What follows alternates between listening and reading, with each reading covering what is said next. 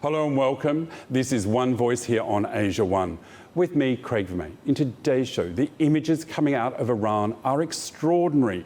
Millions of people have poured onto the streets for funeral prayers after Iran's supreme leader, Ali Khamenei, and 4 members of his family were killed in an Israeli-US airstrike on his compound in February. Across Tehran, crowds dressed in black have carried red flags, a symbol of revenge, while chants of death to America and death to Israel echoed around the country's largest mosque.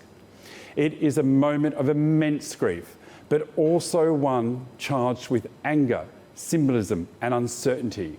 Yet amid the mourning, there has been an unexpected pause. US President Donald Trump says neither side will shoot during the funeral proceedings, adding that talks with Iran will continue once the ceremonies are over. It offers a brief window where diplomacy, however fragile, is holding back a wider war. But that claim extends only so far. Across the border in southern Lebanon, Israel's military chief has warned troops that any breach of the ceasefire by Hezbollah will be met with rapid attack, underlying just how quickly this region could slide back into conflict. The Middle East stands between 2 powerful forces, mourning and revenge, diplomacy and defiance. The coming days will reveal whether this temporary silence can become the beginning of a political process or whether it is just simply a pause before another dangerous escalation.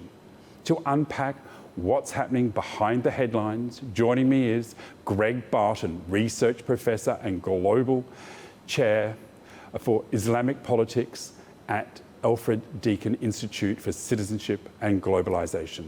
So, Greg, let's start with the funeral and the sheer size of it. What is that telling us about the public mood inside Iran?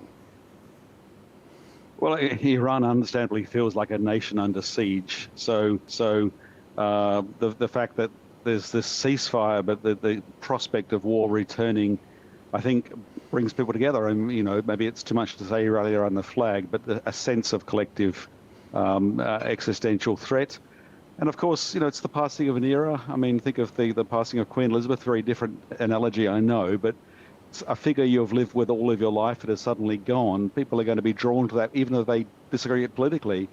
And then, of course, you've got a culture of martyrdom, and you've got a leader loved by many, not by everyone, but literally martyred. So, in Iranian context, that's just going to be a magnetic pull for the nation to come together and you know, sort of channel their own sense of loss in terms of insecurity about where Iran is around this figure. So in many ways, this was, you could say, an own goal for the Americans and the Israelis.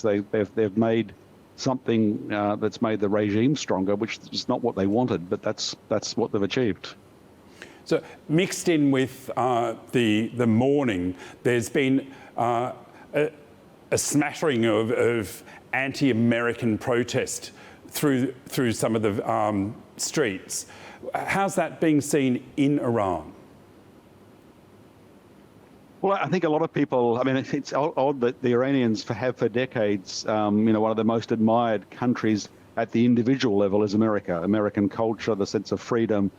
And yet, of course, there's a sense that America has betrayed Iranian attempts at dialogue and negotiation, that you know, Trump tearing up the JCPOA nuclear deal and replacing it with something that was so indefinite, and then the attacks middle of last year, which America joined in with, Operation Midnight Hammer, and then the attacks early this year during a period of negotiation. So I think even for a people who, in many ways, are individually drawn to America, there's a sense of being let down by a country that they hoped, you know, might have stood with them, including when America said of the street protest that, you know, hang in there, we're going to come and going to help you with liberation. So there must be a lot of mixed feelings. And of course, if you're unhappy with the regime, now is not the time to be expressing it. The regime is going to be quick to clamp down on any anti-regime protests.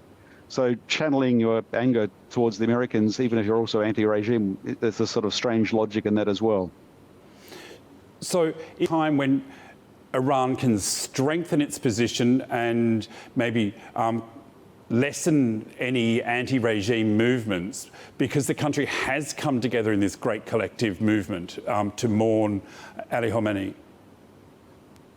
Well, this is a moment that gives some momentum to that. The next thing that the regime needs to do is if it can actually achieve some unfreezing of frozen funds and get cash back into the economy, if it actually achieves a dropping of sanctions. I mean, this is all possible in terms of what can be negotiated, particularly over the Strait of Hormuz and a lasting ceasefire. Then if ordinary Iranians see some of that economic respite coming towards them, in other words, if it's not just sucked up by a wealthy regime elite, but actually flows literally into the bazaars, flows into the marketplace, then to this sort of moment of nationalism rallying around a martyred leader, with a sense that they've actually achieved something in terms of pulling Iran out of a hole. Iranians have every reason to be frustrated with years of sanctions. So if those sanctions can be stopped or lessened or even reversed, then that's going to help the regime as well. Once again, this is not what America planned in this. But for lasting peace, this may not be a bad outcome if focus can get back towards economic activity. It doesn't solve the problem from an American or indeed, for many Iranians about a regime that's been very self-serving. But it is the best path forward for everyone to try and see an end to current conflict and the return of conflict and get on with restoring a country that's really battered economically and people that are really doing it hard. That for many people, getting enough to eat just to get by is really difficult. So Iran is at a desperate point. So I'll come back to that again in a moment. But so the message that Iran is hoping that people see, is there one with, there's 100-odd countries have sent delegates or heads of state to the funeral. Is this showing the West, America in particular, Trump in particular, I suppose, that Iran does have support? Well, it certainly does. It certainly shows that Iran is respected, that as much as many people are very critical of this regime in Iran, there are many others that are prepared to, if not, support the regime, at least overlook it out of respect for the Iranian people. And there is a certain logic in the funeral of a leader, whether you agree with that leader or not, in sort of showing respect. So this is a moment for the regime and a moment for Iran to sort of come forward as a more normal country, a country in the community of nations, because a lot of the efforts against the regime, understandably, have had the result of pushing Iran out of the community of nations, a little, not as extreme as North Korea, but sort of going in that direction. This is a bit of that reversing, which for anyone who's looking for peace, if not regime change, at least for peace and for the sake of the Iranian people, this is actually a welcome development. So let's jump back into the economy. Do you think now that more of the world's eyes have been on Iran, there's going to be more help for Iran to unlock sanctions and get some more money moving through that economy? Well, yeah, there's several things going on at once. One, of course, is the Strait of Hormuz. Iran has found that it's got a very useful weapon or a lever that it can pull. It's not had a chance to do this in the past. It's done it now. And, of course, all of the Arab Gulf states know that it's much better to negotiate some sort of deal with Iran than to, out of principle, reject that. And it's very clear that there's no, as they say, kinetic solution. There's no military solution to this. That in itself is a powerful way of pushing for unfreezing of frozen funds and lifting of sanctions. This is about self-interest of countries involved, but it's also a step towards getting Iran back into sort of normal interactions, which can have the potential of drawing even the regime, at least the better elements of the regime, in a more positive direction. Even if that takes a while to happen, it certainly is, there's just the economic dire position of the Iranian people, 92 million people, which needs to be considered, even if you don't get the political change at the top that most people would like to see. So there are ongoing talks in Doha. Pakistan's been immensely involved in negotiating and taking messages between the two parties. America announced, or Trump, the other day that they were going to sit down and talk together, and Iran said, "You've got that wrong, mate. We're not doing that yet." So how are the negotiations? Are they moving forward? We're moving quite quickly through the 60-day ceasefire period. Have you heard any movement?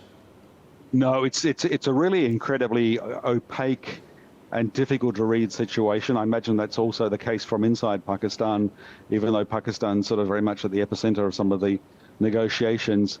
But a couple of things are clear. One is that the regime in Tehran doesn't want to go back to conflict. It's also equally clear that Donald Trump and America doesn't want to go back to conflict. There's no military solutions here. Of course, Trump and America are facing midterm elections in November. That's coming up, fairly quickly. Trump's approval ratings are very low. The stock market is propped up by the boom in AI, but that could fall over at any moment. And there's a realization, I think, for the sort of wiser heads in the American administration that military action could take a bad situation and make it very much worse. And that they've so far dodged a bullet with the closing of the Strait of Hormuz. The oil hasn't gone through the roof, probably because of demand collapse in China and other factors that China plays a key role in. But if they were to carry on for this through the rest of the year with the Strait of Hormuz being closed, then all bets are off. Things can go very bad quite quickly, having been fairly stable until now. So we can't see inside the negotiations, whether from Tehran's point of view or Washington's point of view, but we can see that both have a strong vested interest in trying to make something work. Neither wants to be seen as a loser. Both sides want to be seen as winning.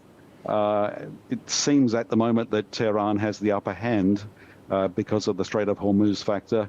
But there needs to be some way in which Trump can spin this as strong leadership. And as much as many people would not like to give him that, it's actually in everyone's interest that a lasting ceasefire can be found beyond the 60 days. So I think there's grounds for cautious optimism, and that certainly be priced in the oil markets. Whether that's misplaced or not, there's many things that could unravel it, including what Israel is doing in Lebanon.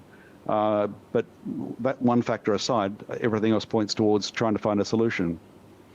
So our focus has been on the Strait of Hormuz, but for all intents and purposes, the very beginning of this confrontation was a nuclear issue, which seems to have been, at least outwardly, been pushed to the side. Is that still very much centre of negotiations? I think it's not centre of negotiations right now. Under the Obama administration, it took a couple of years, literally, to get through the JCPOA negotiations. And it's hard to see things being a lot faster now. Maybe could get some progress in a year, but it would be of that length of time. You're not going to get a progress in weeks or months. So I think that can has been kicked down the road. There's some uncertainty of what's happened to the 440 kilograms of a gaseous enriched uranium compound and what's happened to the centrifuges that were part of that enrichment process. No one knows with any certainty, but there's the thought that it remains buried where it can be recovered. But there's actually no great impetus for the regime to get on with that quickly. And in a sense, the regime can afford to spend years negotiating over that because they've found a much more effective weapon for getting the world's attention, certainly the region's attention, and that is closing the Strait of Hormuz and using things like fairly cheap drones and now increasingly effective cruise and ballistic missiles. So I think there's, to the extent that the threat of developing a nuclear weapons program was useful for the regime, it's much less the case. But, that will have to come back into negotiations. It's just not front and center right now. What is the sticking points that we're seeing? Do you think that Trump has to give up more than he wanted, or Iran have to give up more than they wanted to?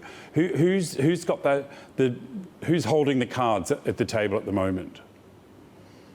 Yeah, when you think of holding the cards, you think of that infamous meeting between Trump and Zelensky, when Zelensky was told, the leader of Ukraine, that he didn't have any cards. This particular card game, it seems that the guy who was said to have written The Art of the Deal isn't isn't landing a very good deal, that Iran is holding the cards. The upper hand really is with Tehran at the moment. But for this ceasefire negotiation process to work, there needs to be a way of leaving Donald Trump able to publicly, particularly as he goes to the midterm elections in November, publicly sort of, spinning a sense of victory of having achieved something. And we've heard a lot of spin from him, but to be credible, he's got to come around and say, we've got this particular deal. And for Tehran, it's pretty clear that what they need in the short to medium term is unfreezing of assets, frozen funds, lowering, if not eliminating sanctions, and at the same time, a reasonable guarantee that America and Israel will not be back at them next year, or indeed any time in the foreseeable future. That's possible on both sides, but a way needs to be found to have President Trump feel that he can double down on claiming he's achieved something without Israel stepping in and spoiling it. And it needs to sell Trump's point of view in the American political context. And if Trump is so foolish, with posts on Truth Social or any other outlet, to leave the regime looking like they're losing, that they're being shamed, then that could unravel very quickly. And of course, there is the Israel factor, most acutely seen now with the Middle East is united in grief, but divided by what comes next. Millions have gathered to bury Iran's supreme leader, Ali Khamenei, as calls for revenge grow louder, while Donald Trump insists the guns will remain silent over the funeral period. And let's look at what happens next. And at the same time, Israel is warning Hezbollah that any mistake could trigger an immediate attack, reminding the world just how fragile this moment really is. To help me unpack, with me is research professor and chair of global Islamic politics at the Alfred Deakin Institute for Citizenship and Globalization. Greg, thank you very much for staying with us. Now, you said beforehand about Israel's part in this. Is the fact that Israel is targeting Lebanon hurting the process? Oh, well, it's certainly hurting the process. I mean, there's no question that Israel has a real problem with Hezbollah. Indeed, the Lebanese people have a real problem with Hezbollah. And that Hezbollah was, I think, foolish to sort of get drawn into this conflict, giving a pretext for Israel to go in. But, the irony here is that Hezbollah and Lebanon have been a quagmire for the various Israeli governments for decades. Israel went into Lebanon in 1982, went as far as Beirut, laying siege to the capital, going after the PLO. That gave birth to what became Hezbollah, and that presence has been there ever since 1982. There is no military solution for dealing with Hezbollah. I mean, Israel's gone as far as any nation could go in terms of decimating, destroying, greatly reducing the power of Hezbollah. But they remain powerful enough that they're a problem for the government in Beirut and for the regular Lebanese army. There's no easy solutions. Negotiation needs to be involved. One of the reasons why Israel is persisting with what seems like a fruitless course of action is the leader of Israel, Benjamin Netanyahu, faces an election. He hasn't called the election yet, but it's got to come in the next few months. His popularity is under great pressure, but he's still one of the most canny politicians, if not the most canny politician Israel has ever had. And he wants to find a way of coming out as a strong leader. He would prefer to be a wartime leader, so he wants to keep open the presence of military operations as he goes to the poll. This, I would argue, is against Israel's interest. It doesn't help build Israel's security. It doesn't deal with the problem of Hezbollah, and it's a curse upon the Lebanese people suffering in ways that can't really be justified by any rational explanation. But that's what's going on. Netanyahu would like America to return to conflict with Iran. It would like Israel to return to conflict with Iran, partly out of his own lifelong conviction, but very much out of his own political interests. It's not in Donald Trump's interest, and Donald Trump has said as much. The previously close relationship between Trump and Netanyahu is at breaking point. The question now is whether America can keep enough leverage over Netanyahu and his government to stop them breaking out. one line of leverage they have is in supplies of weapons, which they need sort of weekly refurbishing of. America can do that. Let's see whether Trump, has the fortitude to follow through on this. But the fact that Israel is declined so much in the eyes of the American public, including Republican voters, including Jewish Americans, means that Trump has some latitude to put pressure now on Netanyahu. And that's what might hold things together for this peace deal to go further. So, Greg, why did Iran put the Israeli Hezbollah-Lebanon conflict as part of what they wanted resolved into the deal?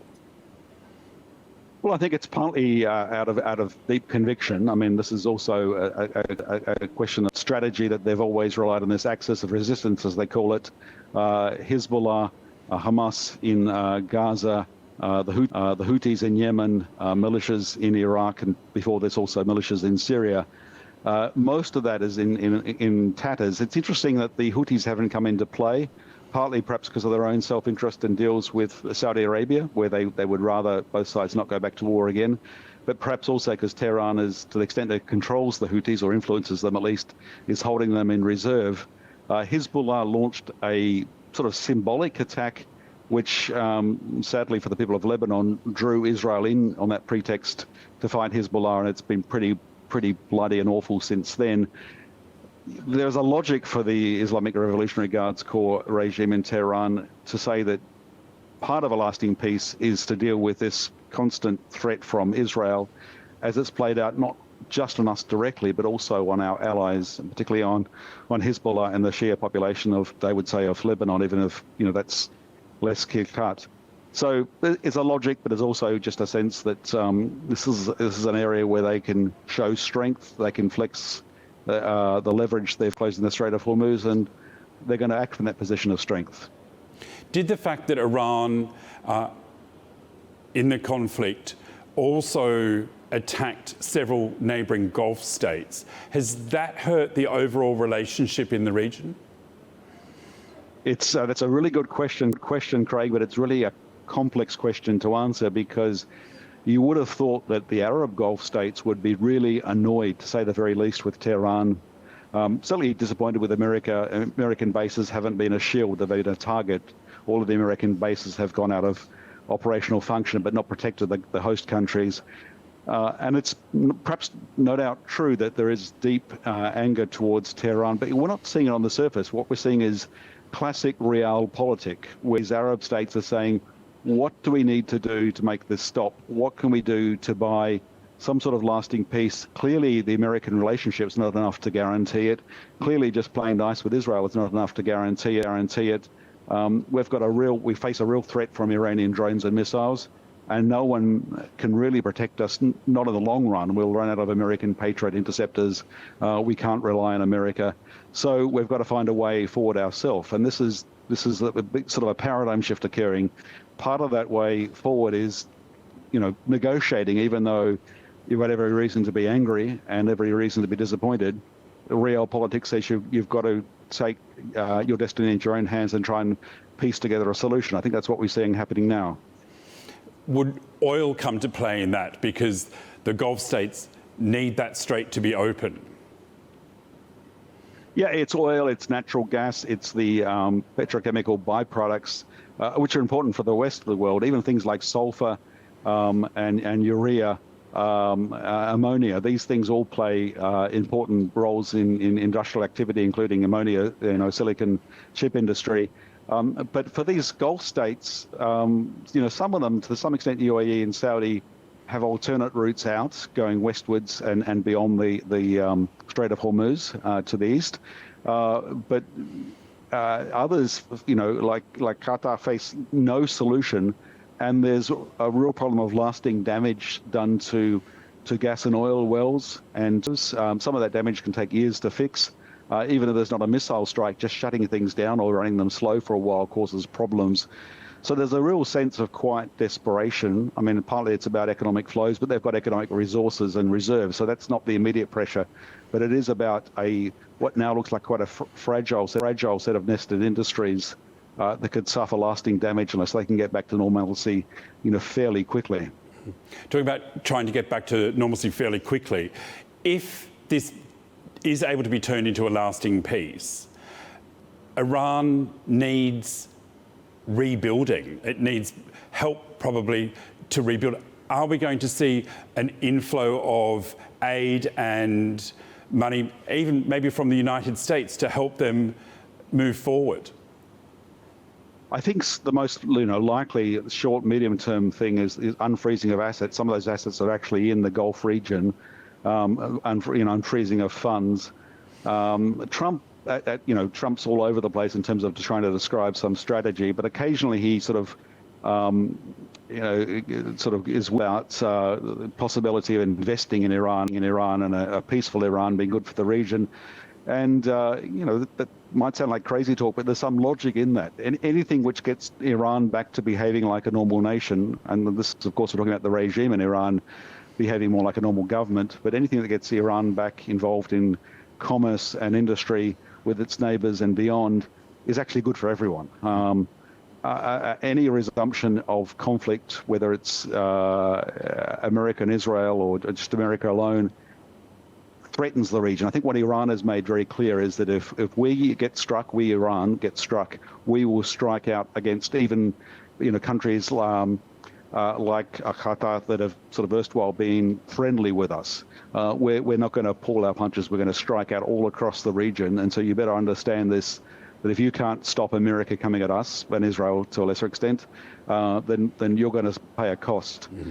So there is a logic in trying to find a way forward, and part of that way forward beyond unfreezing assets is reconstruction. I mean, there's been a lot of damage done in Iran, not enough damage to stop it being a military threat, but a lot of damage to the economy and to ordinary Iranian lives.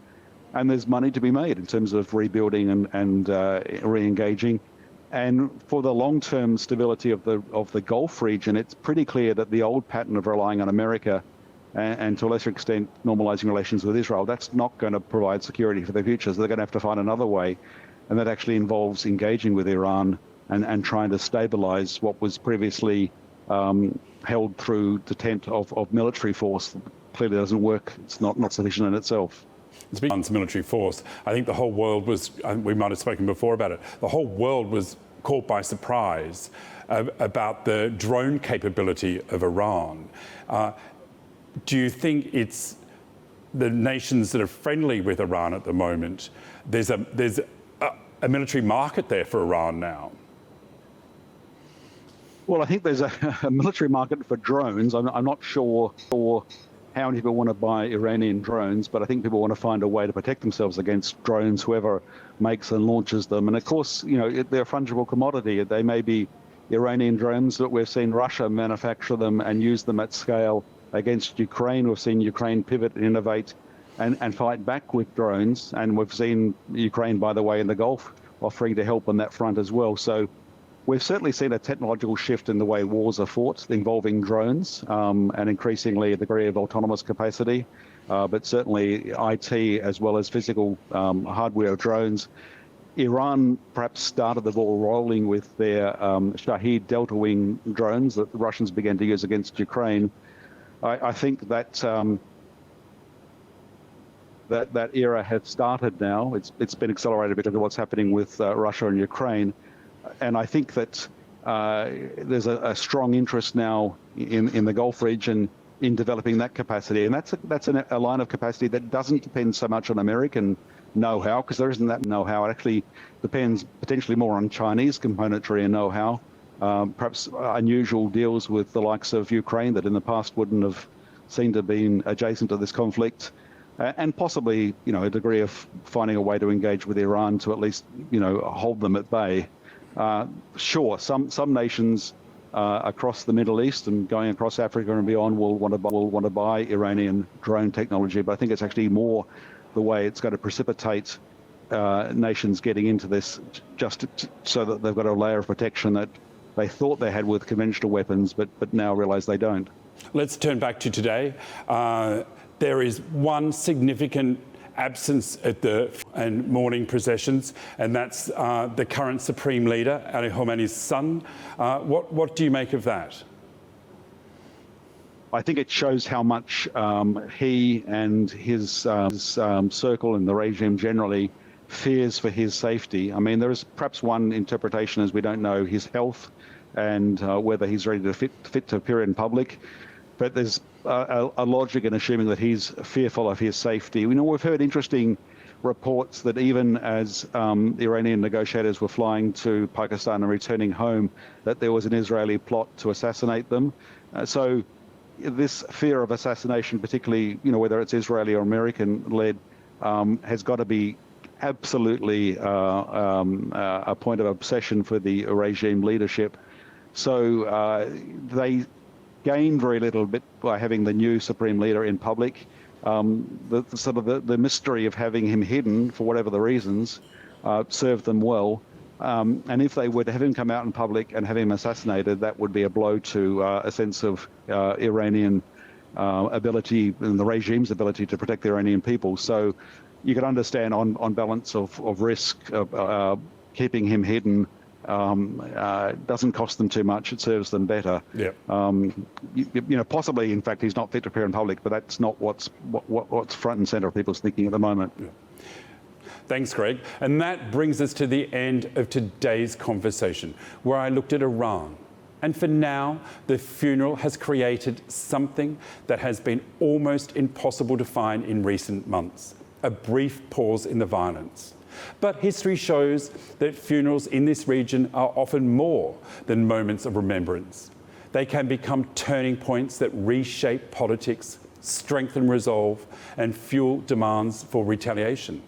The symbolism on the streets of Tehran, the language of revenge, and the promises of restraint coming from Washington all point to a region standing at a crossroads. One path leads back to negotiations where even bitter enemies continue talking despite everything that has happened. The other leads to another cycle of military escalation, stretching far beyond Iran to Lebanon and beyond. The decisions made once the mourning ends may prove far more important than the ceremony themselves.